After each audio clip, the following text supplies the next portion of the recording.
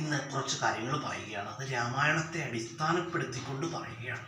രാമായണത്തെ നമ്മുടെ ഇതിഹാസ കാവ്യങ്ങളിൽ ഒന്നായ രാമായണത്തിലെ ഒരു ചെറിയ ഭാഗത്തെ അടിസ്ഥാനപ്പെടുത്തിക്കൊണ്ടാണ് നമ്മൾ ഇന്ന് കുറച്ച് കാര്യങ്ങൾ ഡിസ്കസ് ചെയ്യുന്നത്. അതായത് രാവണ യുദ്ധം കഴിഞ്ഞു. രാമന്റെ അസ്ത്രമേറ്റ് നിലം പതിച്ചു. ഈ സമയത്ത് രാവണൻ മരണം കാത്തു കിടക്കുകയാണ്. ഈ സമയത്ത് രാവണൻ ലക്ഷ്മണന് 3 ഉപദേശങ്ങൾ നൽകുന്നുണ്ട്. എന്തൊക്കെയാണെന്ന് അറിയാമോ?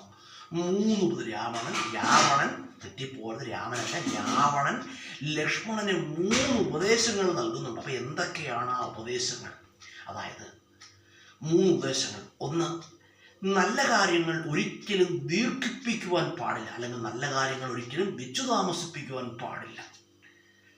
അത് രാവണൻ തൻ്റെ പതനത്തിൽ നിന്നും മനസ്സിലാക്കിയ ഒരു പാഠമാണ് ലക്ഷ്മണന് പറഞ്ഞു കൊടുത്തത്. അതായത് സീതാദേവിയെ വളരെ പെട്ടെന്ന് തന്നെ രാമന് മുന്നിൽ എത്തിച്ചിരുന്നെങ്കിൽ,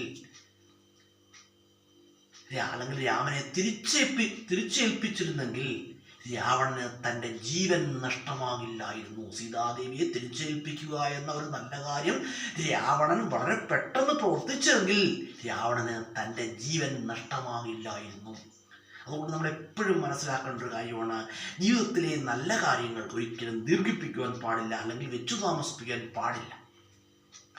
രണ്ടാമതായിട്ട് രാവണൻ ലക്ഷ്മണന് നൽകുന്ന ഉപദേശം എന്ന് പറഞ്ഞാൽ, ആരെയും ജീവിതത്തിൽ വില കുറച്ച് കാണുവാൻ പാടില്ല. അത് വളരെ പ്രധാനപ്പെട്ട ഒരു കാര്യമാണ്. രാവണൻ തൻ്റെ പതനത്തിൽ നിന്ന് മനസ്സിലാക്കിയ ഒരു കാര്യമാണ്.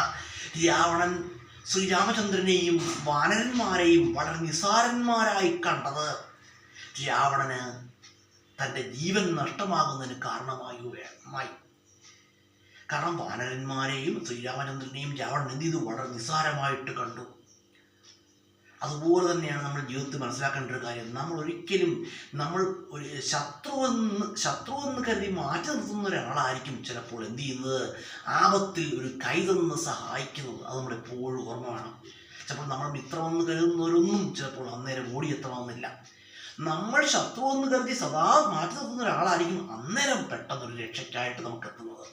അതുകൊണ്ട് നമ്മൾ ജീവിതത്തിൽ മനസ്സിലാക്കേണ്ട ഒരു കാര്യം എന്താണ്? ആരെയും ജീവിതത്തിൽ വില കുറച്ച് കാണുവാൻ പാടില്ല കേട്ടോ.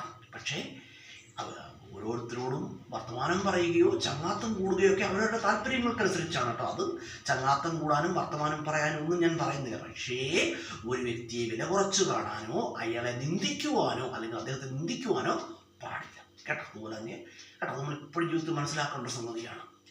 ഇനി മൂന്നാമതായിട്ട് രാവണൻ ലക്ഷ്മണന് നൽകുന്ന ഉപദേശം എന്ന് പറഞ്ഞാൽ എന്താണെന്ന് അറിയാമോ? അതായത് ജീവിതത്തിലെ വിലമതിക്കാനാകാത്ത രഹസ്യങ്ങൾ ഒരിക്കലും ആരോടും പറയുവാൻ പാടില്ലെന്നാണ് കേട്ടോ.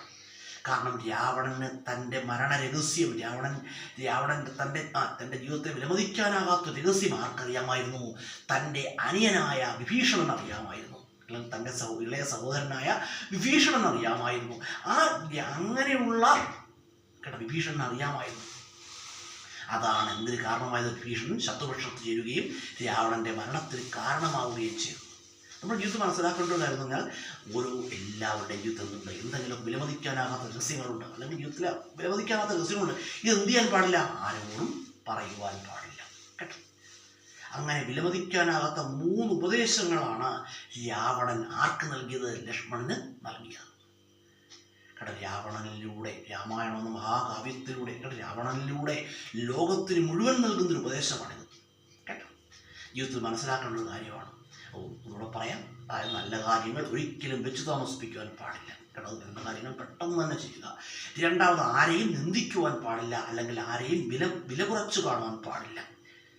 മൂന്നാമത്തെ കാര്യം, ജീവിതത്തിൽ വിലമതിക്കാനാകാത്ത രഹസ്യങ്ങൾ ആരോടും പങ്കുവെക്കാതിരിക്കുക, അല്ലെങ്കിൽ ആരോടും പറയാതിരിക്കുക.